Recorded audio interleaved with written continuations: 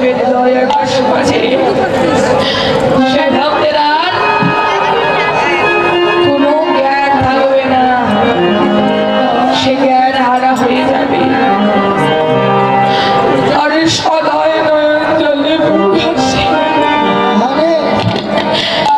আগর প্রাণে গৌর বলি যদি আর পক্ষে পথে কেঁদে বেড়াবে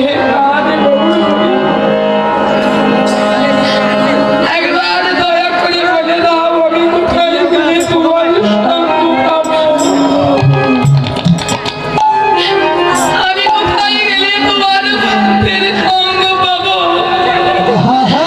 তোমার ওই মধুর হরিনাম কৃষ্ণ নাম তোমার মধুর নাম বিনে এই জগতের বসে আমি কিছু ভালো লাগে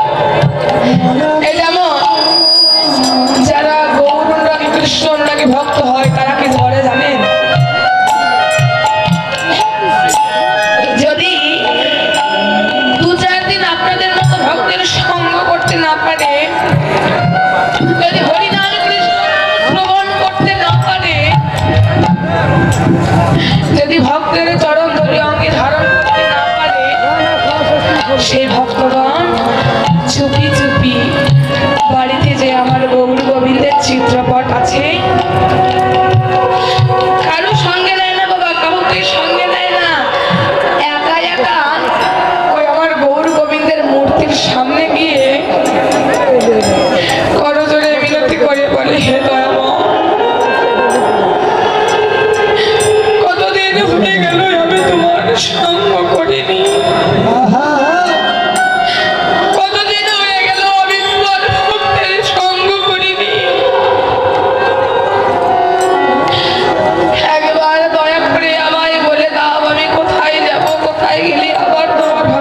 সঙ্গ পাবো। যারা আপনাদের মতো গৌর ভক্ত কৃষ্ণ ভক্ত হয় বাবা তারা সদাই সর্বক্ষণ আমার গৌর গোবিন্দের কাছে এমনই চেয়ে থাকে, তারা ধন সম্পত্তি চায় না, শুধু চায় গোবিন্দ,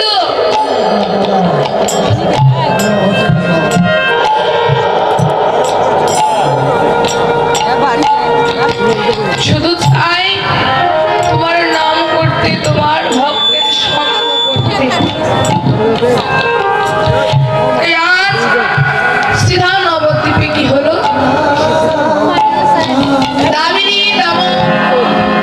দমন রুচি দর্শনে দূরে গেও দরপ কোদা। আজ নদীয়ার এক নাগরিক সুরধনী গঙ্গার তীরে একটি রূপ দর্শন করেছে।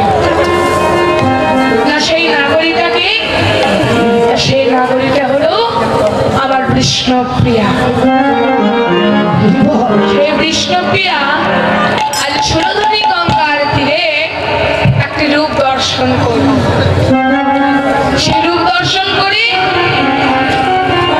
অপর এক নাগরিকে বলছে, নাগরী রে আজ আমি সুরধনী গঙ্গার তীরে একটি রূপ দর্শন করেছি, আর সেই রূপ দর্শন করে আমি যেন পাগলিনী হয়ে গেছি।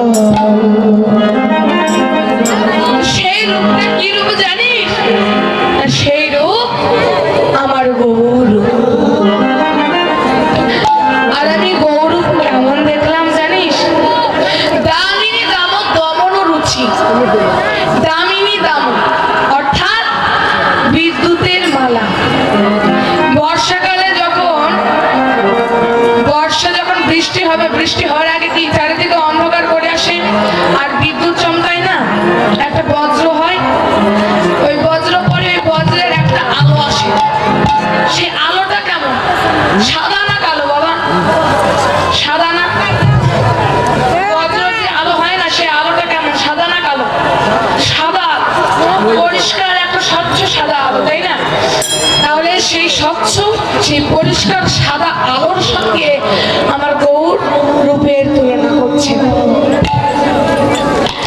কিন্তু দেখলেন যে শত শত বিদ্যুতের মালা একত্রিত করলেও আমার গৌর রূপের সঙ্গে তার তুলনা হবে না। তাই আবার কি করলেন, কার সঙ্গে তুলনা করলেন না মদনের সঙ্গে। তাহলে মদন কে ছিলেন না কামদেবের 5টি বাণ ছিল। সে 5টি বাণের মধ্যে সর্বশ্রেষ্ঠ শক্তিশালী বাণ ছিল মদন বাণ। আর এই মদন বাণ যার দৃষ্টিতে একবার নিক্ষেপ করত সে আর নিজের মধ্যে থাকতে পারত না, তার সবকিছু যেন হারিয়ে যেত, পাগল হয়ে যেত। কামদেবের মদন বাণের সঙ্গে গৌরূপের তুলনা করছে। কিন্তু তুলনা করতে গিয়ে দেখলেন কামদেবের যে মদন বাণ সর্বশ্রেষ্ঠ বাণ, এই নিয়ে তার অহংকার ছিল। তো অহংকারী ব্যক্তিদের সঙ্গে কি আমার গৌরূপের তুলনা হবে? কখনোই হবে না। তাই সে মদনের সঙ্গে গৌরূপের তুলনা হলো না। তাহলে এবার কার সঙ্গে তুলনা করছে? তা পদকর্তা বললেন,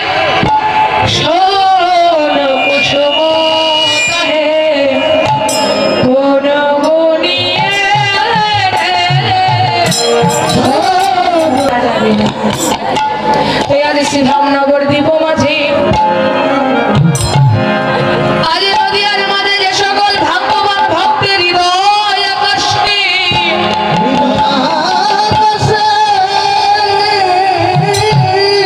তাদের হৃদয় আকাশে বাবা, যার তার হৃদয় আকাশে নয়, যদি কোনো ভাগ্যবান ভক্তের এই হৃদয় আকাশ মাঝে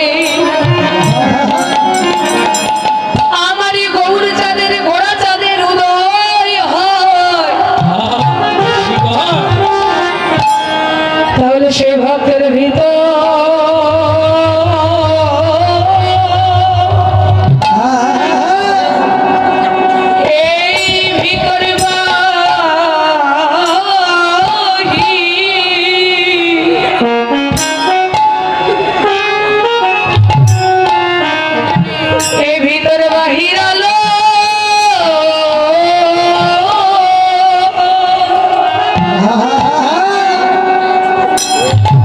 ওরে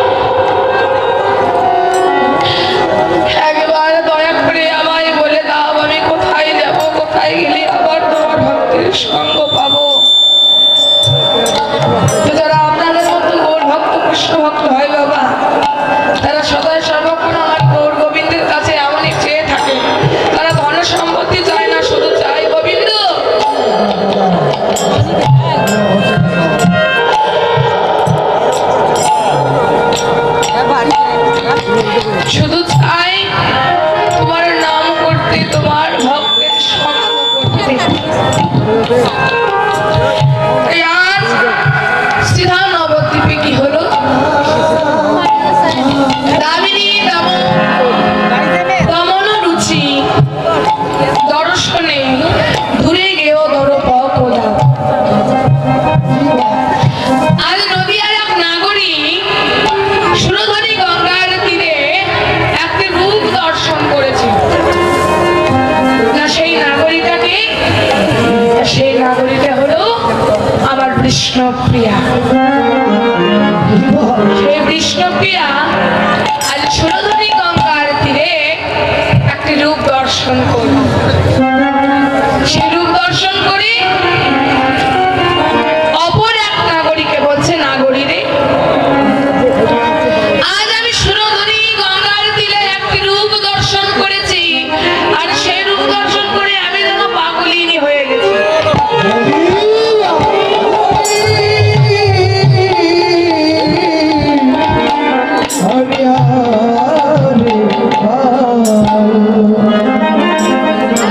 সেই রূপটা কি রূপ জানিস? সেই রূপ আমার গৌরূপ। আর আমি গৌরূপ কেমন দেখলাম জানিস? দামিনী দাম দমন রুচি। দামিনী দাম অর্থাৎ বিদ্যুতের মালা। বর্ষাকালে যখন বৃষ্টি হবে, বৃষ্টি হওয়ার আগে কি চারিদিকে অন্ধকার করে আসে আর বিদ্যুৎ চমকায় না, একটা বজ্র হয়, ওই বজ্র পরে ওই বজ্রের একটা আলো আসে। সেই আলোটা কেমন? সাদা না কালো বাবা? সাদা না? বজ্রের যে আলো হয় না, সেই আলোটা কেমন? সাদা না কালো? সাদা, পরিষ্কার একটা স্বচ্ছ সাদা আলো, তাই না? তাহলে সেই স্বচ্ছ, সেই পরিষ্কার সাদা আলোর সঙ্গে আমার গৌর রূপের তুলনা করছে। কিন্তু দেখলেন যে শত শত বিদ্যুতের মালা একত্রিত করলেও আমার গৌর রূপের সঙ্গে তার তুলনা হবে না। তাই আবার কি করলেন? কার সঙ্গে তুলনা করলেন? না মদনের সঙ্গে। তাহলে মদন কে ছিলেন? না কামদেবের 5টি বাণ ছিল। সে 5টি বাণের মধ্যে সর্বশ্রেষ্ঠ শক্তিশালী বাণ ছিল মদন বাণ।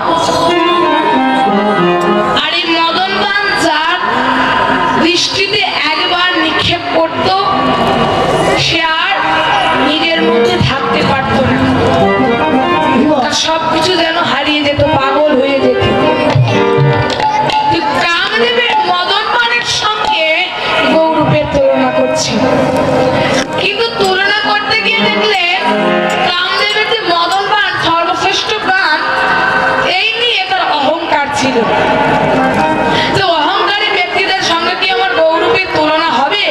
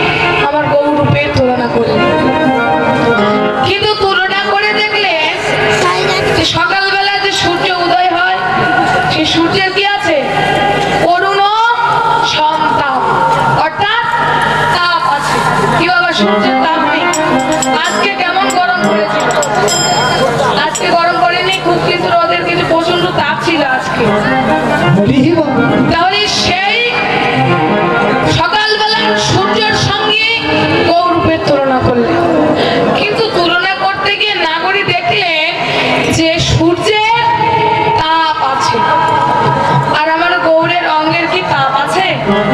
আমার গৌরাঙ্গ সুশীতল, আমার গৌরাঙ্গ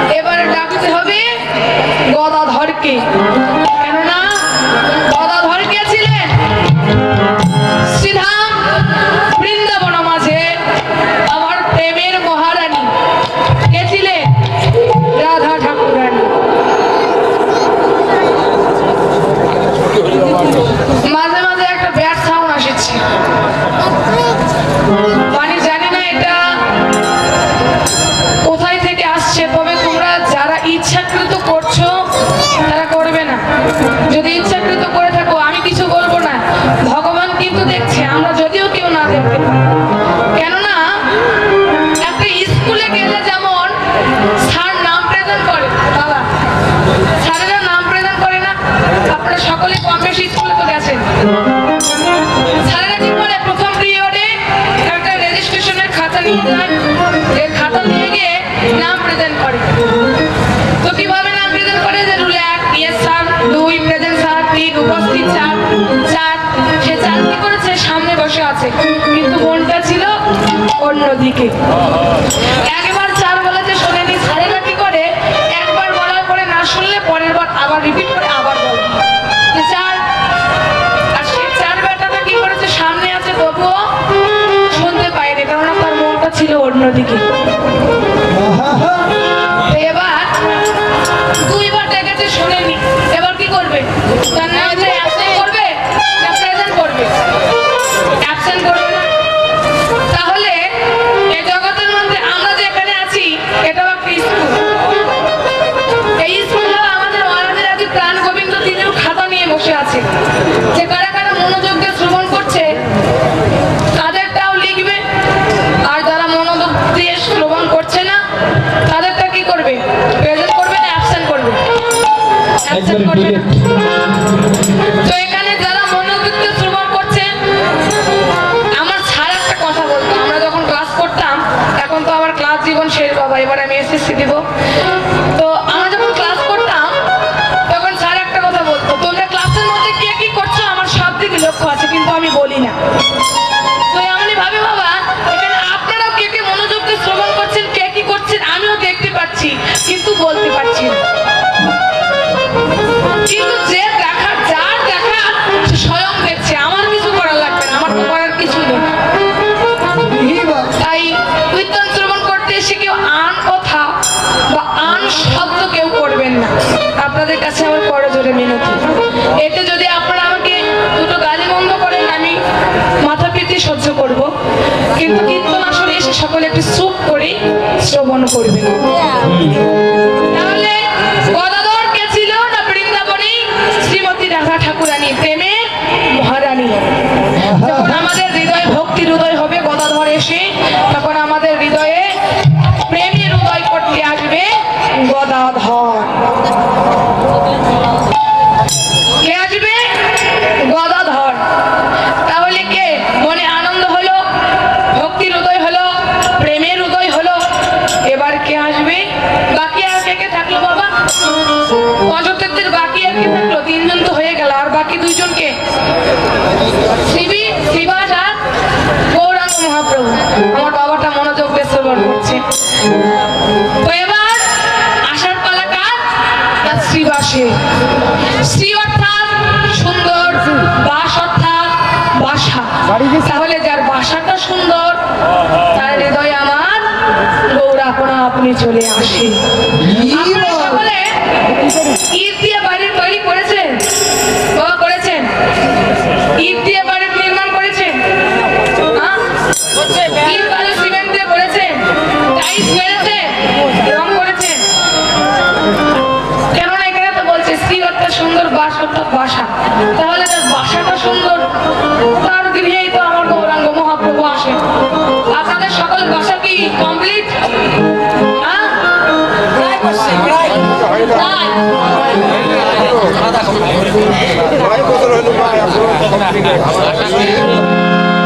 তাহলে এটা হচ্ছে আমাদের চিন্তা ভাবনা। এই পার্থিব জগতে বর্তমান কলিযুগে আমরা আমাদের চিন্তা ভাবনায় আমরা বলছি আমাদের বাড়ি এখনো পরিপূর্ণ হয়নি। কি করবো মা, খাটতে পারি না তো, বাড়ি করতে তো অনেক, কি বাবা বাড়ি করতে অনেক টাকা পয়সার প্রয়োজন।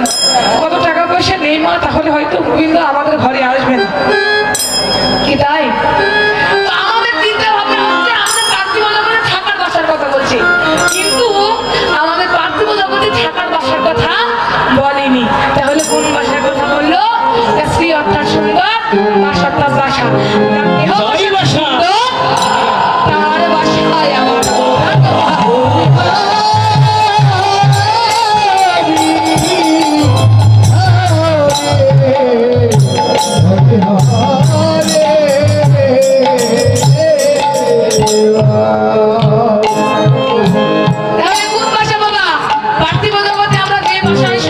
সেই ভাষা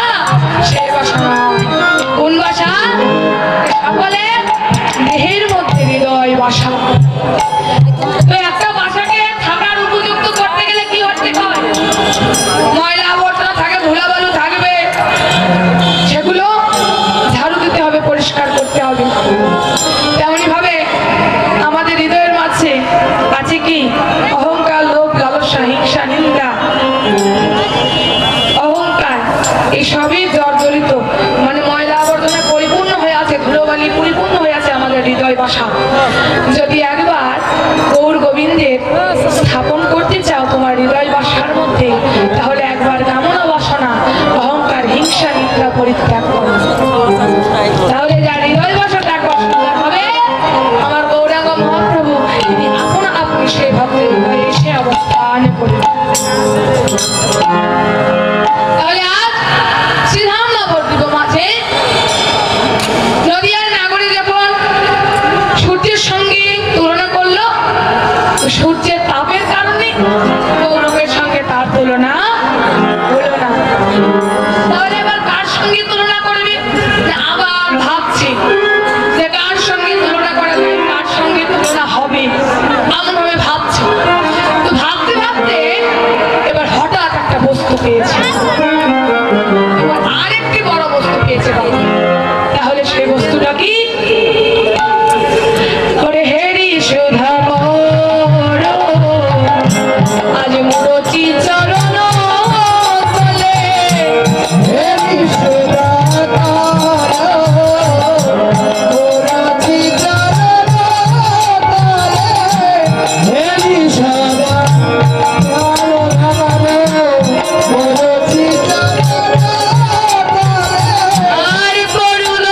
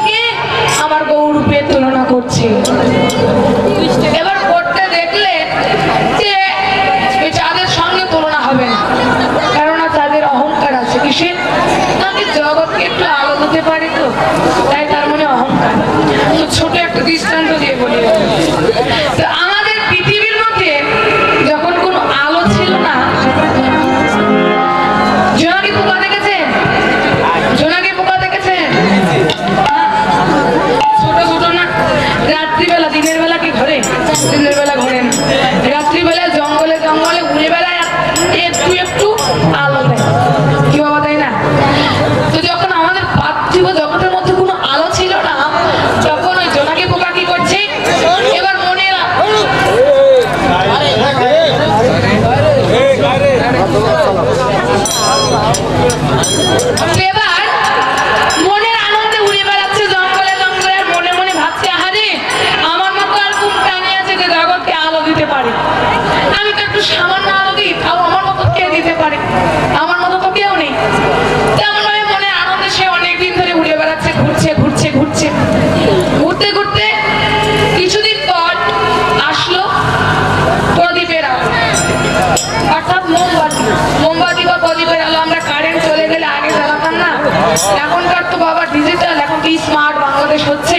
তো সেই প্রদীপের আলোগুলো এখন তো আর পাওয়াই যায় না, তাই না বাবা?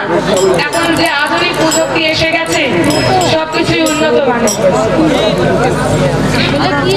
এবার যখন প্রদীপের আলো একটু জ্বালিয়ে রাখবেন, আর সেখানে মোমবাতি, যখন জোনাকি পোকা উড়ে বেড়াবে, সে জোনাকি পোকার আলো আর দেখা যাবে? আর দেখা যাবে না। তাহলে একটা প্রদীপ জ্বালিয়ে রাখবেন আর জোনাকি পোকা 4-5টা ছেড়ে দিবেন, আর কিন্তু সে আলো দেখা যাবে না। তখন প্রদীপের আলোই আলোকিত হয়ে থাকবে সেই স্থানটা। তাহলে এবার জোনাকি পোকা হার মেনে গেছে যে না, আমি তো যেখানে উড়ে বেড়াতাম সেখানেই শুধু আলো দিতে পারতাম, আর আমার থেকেও আরেকজন বস্তু আছে যেখানে জ্বালিয়ে রাখে সেখানে আলোয় আলোকিত করে। তাহলে আমার দ্বারা তো জগৎ আলোকিত করা হলো না। এবার ওই প্রদীপের আলো বা মোমবাতির আলো এবার মনে মনে ভাবছে, জোনাকি পোকা তুমি যেখানে উড়ে বেড়াতে সেখানে শুধু আলো দিতে, আর দেখো আমাকে যেখানে জ্বালিয়ে রাখবে আমি সেখানে আলো দিতে পারবো, যেখানে নিয়ে যাবে আমি সেখানে গিয়ে আলো দিব। এই ভাবতে ভাবতে তার মনে আবার অহংকার হলো। সে এবার অনেকদিন মনের আনন্দে আছে, থাকতে থাকতে আবার আধুনিক প্রযুক্তি, আধুনিক সময়ে আসলো ইলেকট্রনিকের আলো। সকলের ঘরে ঘরে ইলেকট্রনিকের আলো তো আছে বাবা, তাই না? এখন তো আমাদের বাংলাদেশ তো বিভিন্ন দেশের সঙ্গে পাল্লা দিয়ে ফেলছে। তাহলে ইলেকট্রনিকের আলো আসলো, আর এই ইলেকট্রনিকের আলো যখন আসলো, একটা মোমবাতির আলো জ্বালিয়ে রাখবেন আর একটা ইলেকট্রনিকের আলো জ্বালিয়ে রাখবেন। তাহলে কি মোমবাতির আলো আর দেখা যাবে? প্রদীপের আলো আর দেখা যাবে? আর কিন্তু দেখা যাবে না। তখন ইলেকট্রনিকের আলোয় আলোকিত হয়ে থাকবে সে স্থানটা। তাহলে এবার প্রদীপের আলো এবার হার মেনে গেল। ইলেকট্রনিকের আলো এবার মনে মনে ভাবছে, আমাকে মানুষ তার মাথার ব্রেন বুদ্ধি খাটিয়ে নির্মাণ করেছে, আর প্রদীপ তুমি এসেছো যেখানে জ্বালিয়ে রাখে সেখানেই, আর আমাকে দেখো এ তার থেকে ও তারে নিয়ে গেলে আমি কত জায়গায় আলো দিতে পারি, আমার অত কি তোমরা হতে পারবে? এইভাবে এবার ইলেকট্রনিকের আলো মনে মনে অহংকার করেছে। কিছুদিন পর আসলো পূর্ণ পূর্ণিমার চাঁদ, আকাশে উদয় হলো। তো যখন আকাশে পূর্ণ পূর্ণিমার চাঁদ উদয় হবে বাবা, তখন আপনি একটা কেন 100টা কেন 1000টা যদি ইলেকট্রনিকের আলো জ্বালিয়ে রাখে, সে আলো আর দেখা যাবে না। কেননা চাঁদ তো পৃথিবীকে আলোকিত করছে, এটা সত্যি কথা, তবুও তার আলো জগতের সকল জায়গায় পৌঁছায় না। কিন্তু চাঁদ পৃথিবীর সকল জায়গায় আলো দিতে পারে, মানে পৃথিবী জুড়ে আলো দেয়। এবার ইলেকট্রনিকের আলো তো হার মেনে গেল যে না, আমার দ্বারা তো জগৎ আলোকিত করা হলো না। এবার আকাশের চাঁদ সে আবার মনে মনে অহংকার করছে, তোমরা কোথা থেকে কে এসেছো? ওই যেখানে জ্বালিয়ে রাখে সেখানে শুধু আলো দিতে পারো, আর আমাকে দেখো তোমাদের সবার উপরে আমি আছি, আর এই জগৎকে আমি আলো দিচ্ছি। এবার চাঁদ যখন মনে মনে অহংকার করেছে বাবা, চাঁদের এবার অহংকারকে বুঝাবে, চাঁদের উপরে আজকে আলো দেবে আছে? তাহলে কি আছে না, আমার গোড়া চাঁদ বলছে। তো এই পার্থিব মহাদের মধ্যে শুধু ওই আকাশের চাঁদ নয় বাবা, আমাদের ওই আকাশের চাঁদের মতো যত কলি যুগের মধ্যে অহংকারী ব্যক্তি ছিল, তাদের সকলের অহংকার ঘুচানোর জন্য আজ আমার গৌরাঙ্গ মহাপ্রভু গৌর চাঁদ হয়ে অবতীর্ণ হল।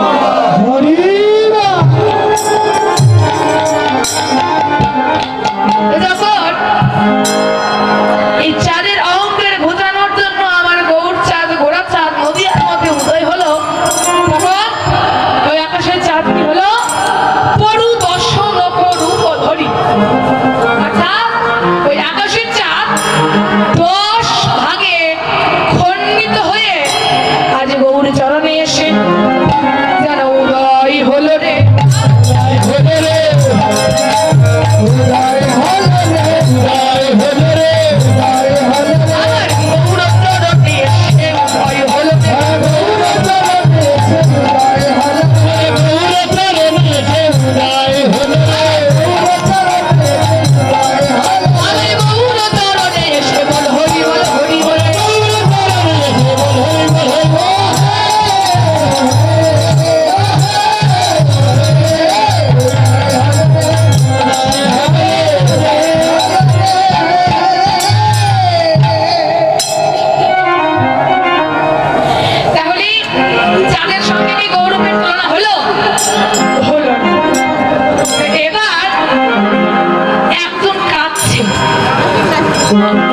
যখন আমার নদিয়ার নাগরিক গৌরবের তুলনা করি একটা বস্তু কাঁদছে, তাহলে বাবা হঠাৎ কোন বস্তু আবার হঠাৎ করে কাঁদতে শুরু করলো?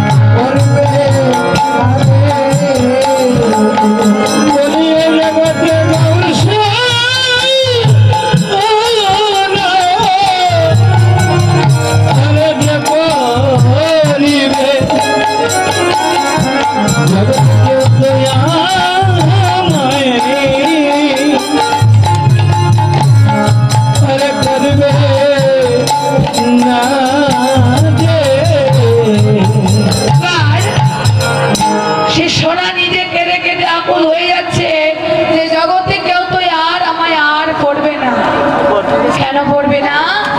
এই পার্থিব জগতের মধ্যে যে ভক্ত একবার ভক্তি ভরে গৌর সোনায় অঙ্গে ধারণ করবে, সে ভক্ত তো আমায় আর করবে না। তাহলে আমি কি করব? আমি ছাড় প্রাণ রাখবো না। অনলে পুরি আমি আমার প্রাণ ত্যাগ করব, আমি প্রাণকে আর রাখবো না।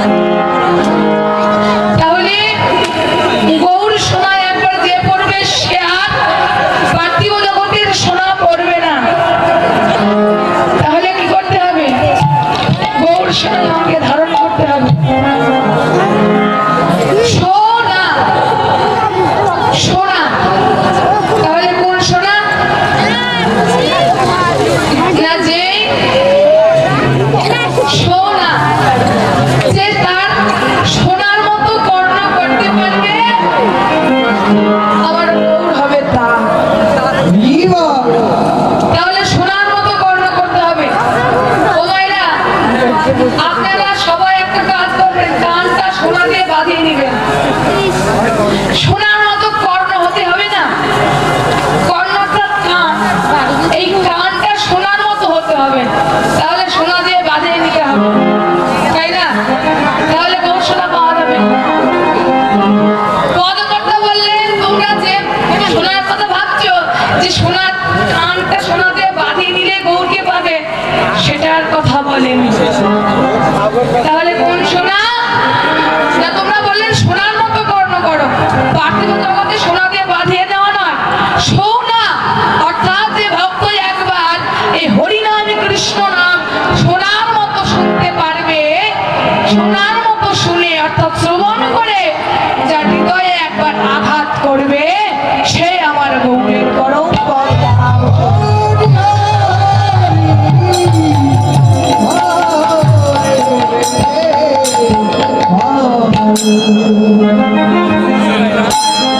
তাহলে সোনার মতো শুনতে হবে। আচ্ছা বাবা, নববিধা ভক্তি যে আছে না, সর্বপ্রথমে কি আছে? শ্রবণম কীর্তনম। নববিধা ভক্তির সর্বপ্রথমে কিন্তু আছে শ্রবণ। তো শ্রবণের সর্বশ্রেষ্ঠ কে ছিলেন জানেন? শ্রবণে যে শুধু কীর্তন শ্রবণ করে ভগবানের চরণ লাভ করেছে, ভগবানের আশীর্বাদ পেয়েছে, সেটা কে? শ্রবণ। কে শ্রবণ করেছিল? সে জগতের মধ্যে পরীক্ষিত রাজা। কেন তিনি যখন জানতে পারলেন তার টাইমটা আছে আর মাত্র 7 দিন, 7 দিনের মধ্যে তাকে তার মৃত্যু হবে। তো 7 দিন যখন শুনেছে আয়ু আছে, তাহলে কি করেছে? তিনি ভাবলেন এই 7 দিন আমি আর বেকার নষ্ট করবো কেন? আমি গৌর গোবিন্দের নাম, তার লীলা আমি কীর্তন শ্রবণ করব। তাই শ্রবণের মধ্যে সর্বশ্রেষ্ঠ ভক্ত ছিলেন পরীক্ষিত রাজা। তিনি শুধু গৌর গোবিন্দের কীর্তন শ্রবণ করে, নাম শ্রবণ করে তিনি আমার ভগবানের কৃপা লাভ করেছিলেন।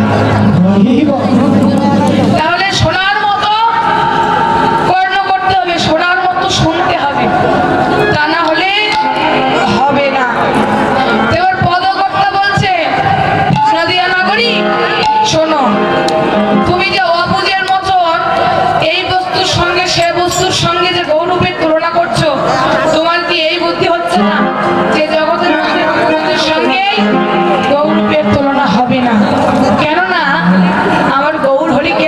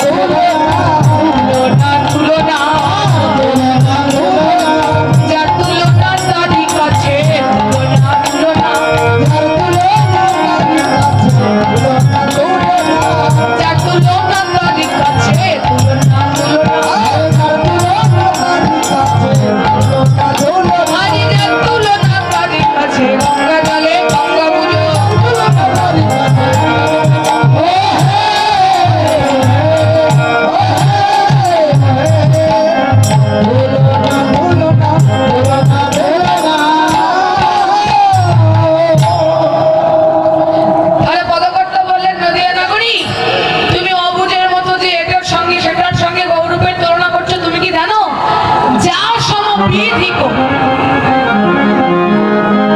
অধিক নাই অনুভবী তুলনা দিবার নাহি ঢোক, যে অর্থাৎ যে স্বয়ং বিধির অধিক। ভগবান কি বাবা?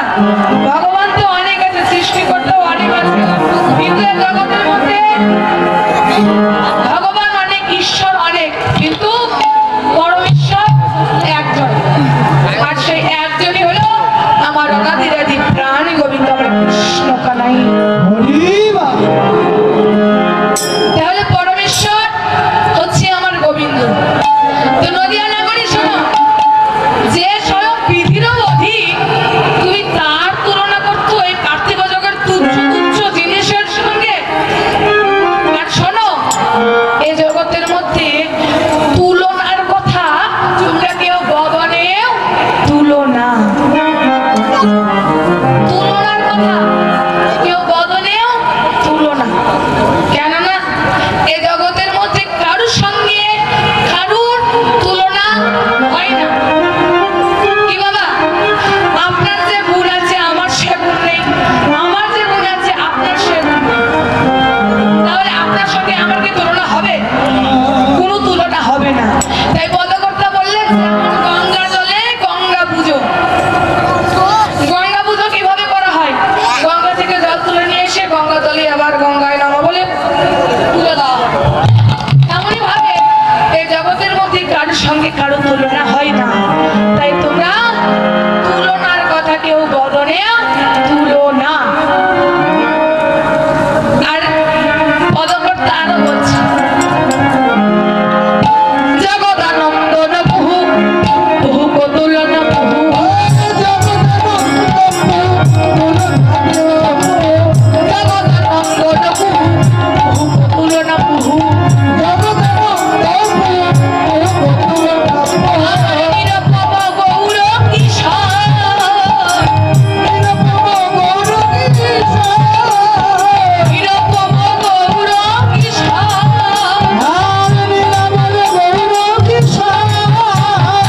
নিরপম গৌর কিশোর,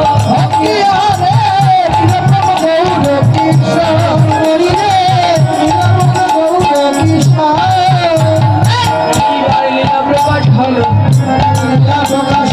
এইবার লীলা প্রকাশ হলো, এত ঘন গোপনে ছিল, এইবার লীলা প্রকাশ হলো, এত ঘন গোপনে ছিল, এইবার লীলা প্রকাশ হলো, লীলা প্রকাশ হতো না, লীলা প্রকাশ হতো না, লীলা প্রকাশ হতো না, গৌর যদি না আসিত নইলে প্রকাশ হতো না, গৌর যদি না আসিত নইলে প্রকাশ হতো না, গৌর যদি না আসিত নইলে প্রকাশ হতো না, গৌর যদি না আসিত নইলে প্রকাশ হতো না, নিরপম গৌর কৃষ্ণ, নিরপম গৌর কৃষ্ণ, জগদানন্দন বহু বহু গো তুলনা বহু, নিরপম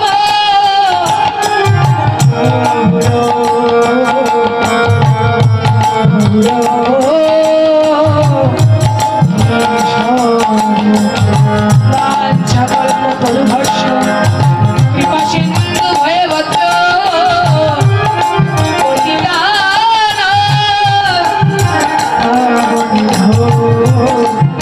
সকল বৈষ্ণবে গো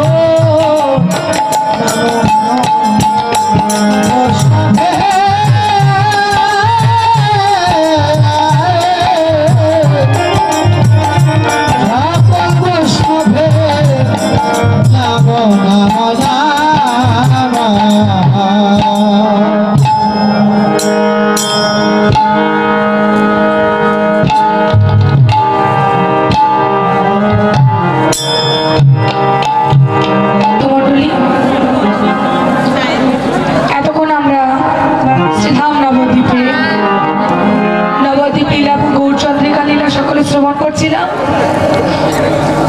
এখন সেই নবদ্বীপ লীলাটি সকলের হৃদয় মাঝে বিশ্রামে রেখে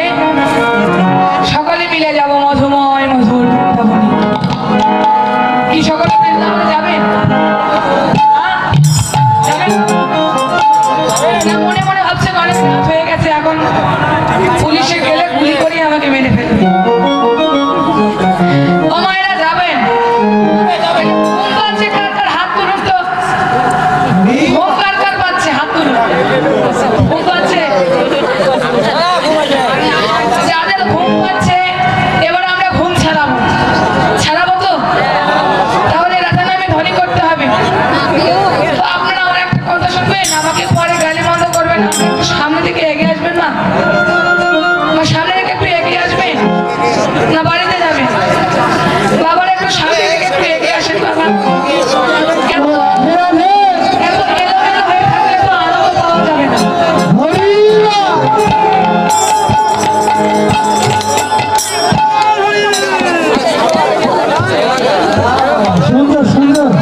এলোমেলো হয়ে থাকলে ঠিক মন বসবে না, ঠিক আনন্দ লাগবে না।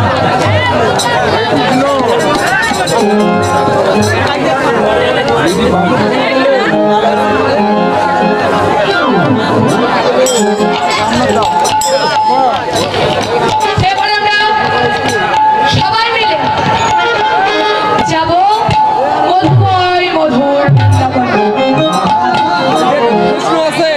হ্যাঁ বলো।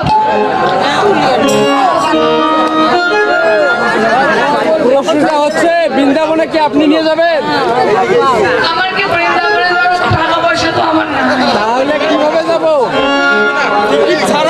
যদি আপনারা চান হয়তো নিয়ে যেতে পারি, তবে লীলার মধ্যে। আমরা কি বসে বসেই যাবো না দাঁড়িয়ে দাঁড়িয়ে হেঁটে হেঁটে যাবো? এখন মন যেটা চাইবে সেটা একটু করতে হবে। না, বৃন্দাবনে আমি মনে করি যে বৃন্দাবনে বসে বসে যাওয়া যায় না, সবাইকে দাঁড়িয়ে যাইতে হবে। অতএব সবাইকে দাঁড়াইতে বলেন। হরে কৃষ্ণ। তাহলে তো আমার তো কোনো অসুবিধা নেই, আমি তো দাঁড়িয়ে আছি 4 ঘন্টা, আমার তো দাঁড়িয়ে থাকতেই হবে। আচ্ছা সকলে মিলে, আমার দাদা ভাইটা আবদার করেছে, সকলে মিলে দাঁড়াবো দাঁড়াবো, দাঁড়িয়ে দাঁড়িয়ে